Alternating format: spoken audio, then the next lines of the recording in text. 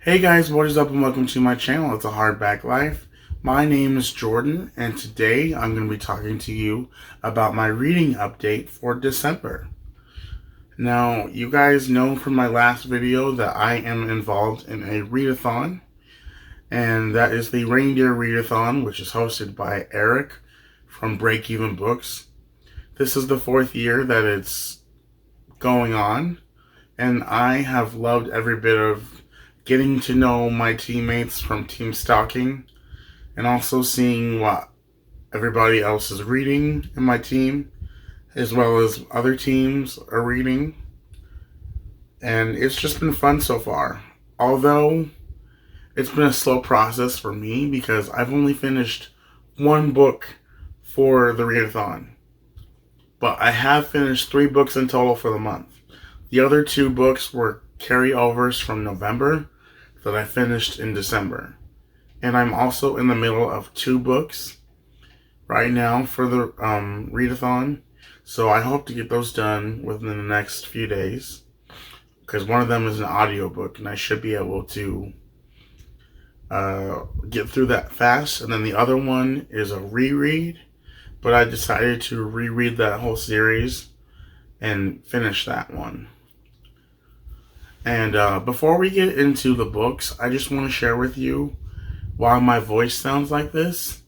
So last Saturday, I got really sick and I ended up staying in bed all day the next day. And then also I called out of work the day after that and stayed in bed. And then the next day after that, which was Tuesday, I tried to go to work, and I did. I was at work for like a little over an hour, and then my work sent me home because obviously they could tell I was feeling really, really ill. And then it turned out that I tested positive for COVID. And you can manage my surprise. I was irritated because obviously it's the week of Christmas and I had plans. And I mean, I talked to my doctor and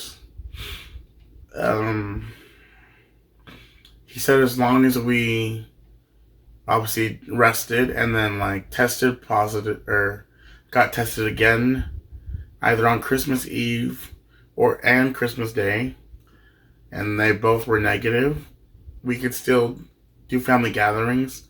We still would just have to social distance.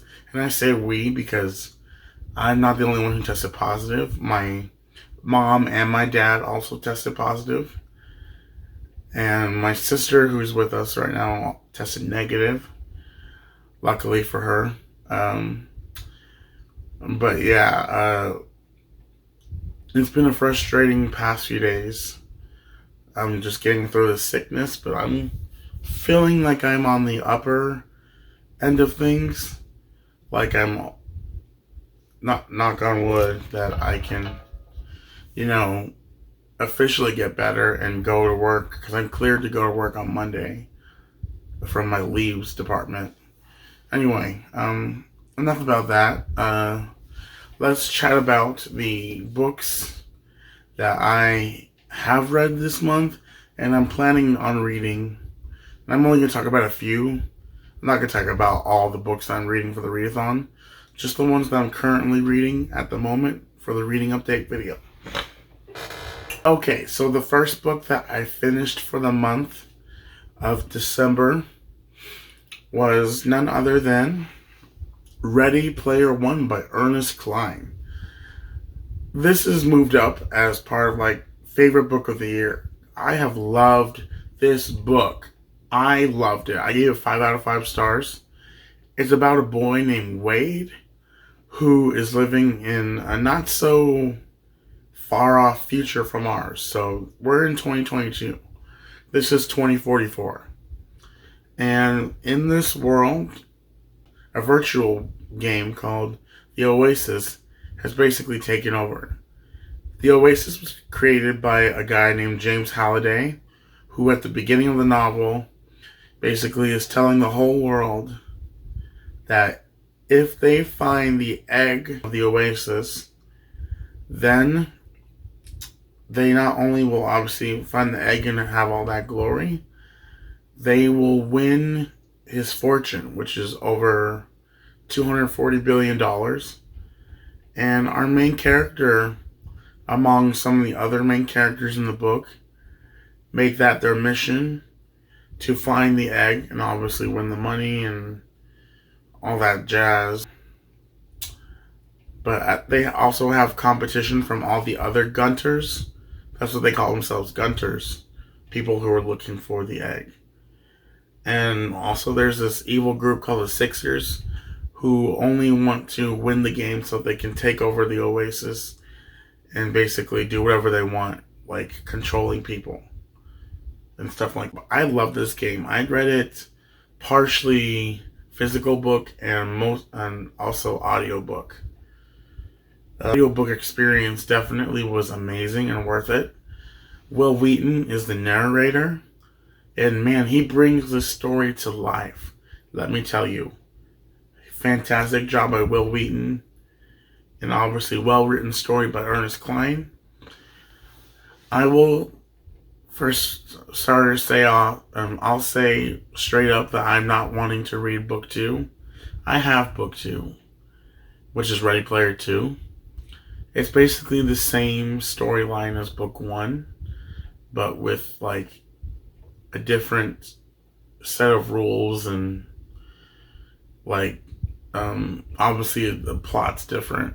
I didn't like the plot, and also so I don't want to continue with this. Like, it should have been just a one book deal. Instead, obviously the author capitalized on the fact that the movie did super well, and obviously the book did super well, and he made a sequel. So yeah, but I'm planning on getting rid of book 2. But anyway, let's move on. This is Ready Player 1. Loved it. You should definitely read it. The second book I finished for the month of December was the first book I read for the readathon. That is called Book of Night by Holly Black. This book surprised me. I did not think I was going to love it. This is also my first Holly Black book. If you've been watching my channel at all, you know that I said I was never going to read a Holly Black book. But obviously I changed my mind, and I absolutely loved it. This book is basically centers on shadow magic, which is a topic I have never read from before, really. Shadow magic basically is the ability to control shadows, like maybe whether it's your own shadow or someone else's shadow. And you can manipulate the shadow, and there's all shadow magic and people who, there's all different kinds of glomists, I think is what they're called. People who can control shadows. I believe that's what they're called. If you're born with it, then obviously you have an advantage. But obviously you can still learn how to do it. It's just hard magic to master. And our main character, Charlie, is a thief. She gets caught up in the shadow world because she ends up doing a lot of work for the people who are involved in shadow magic. She steals things for them and stuff like that. And one night she comes upon a dead body, and she decides to investigate more.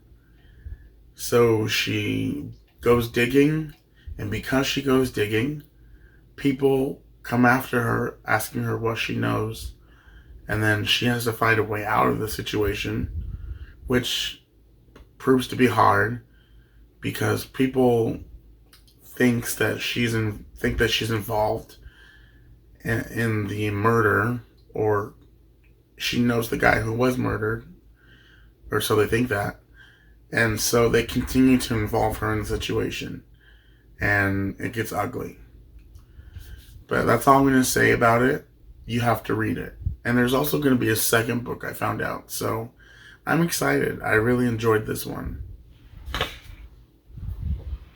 The third and most recent book I finished is History is All You Left Me by Adam Silvera. This is about a boy named Griffin who loses his boyfriend due to basically drowning. This goes back and forth between the past and the present. So we see Griffin and his boyfriend Theo, like we actually see their relationship evolve from when they first met to death, or to Theo's death.